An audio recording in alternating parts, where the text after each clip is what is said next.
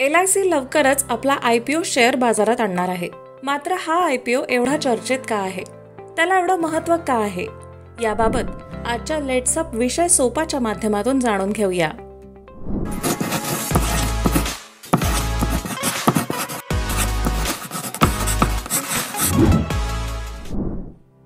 येत्या मार्च 2022 पर्यंत LICचा IPO बाजारात दाखल होण्याची शक्यता आहे.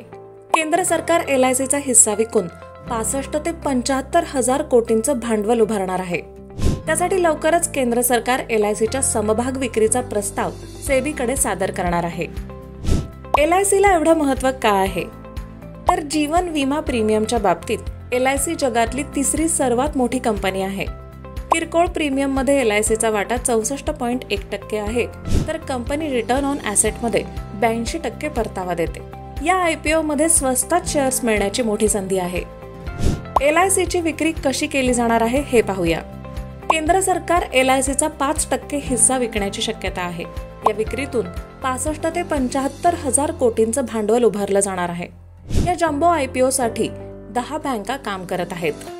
हा IPO पॉलिसी धारकांसाठी कसा फायदेशीर ठरेल हे पाहूया. पॉलिसी धारकांना सवलतीत 10% समभाग दिले जाऊ शकतात.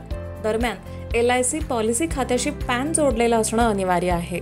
केंद्र सरकारने निर्गुंतवणुकीचं मोठं लक्ष ठेवलं आहे. ते पूर्ण करण्यासाठी LICचा IPO मार्केटमध्ये येत आहे.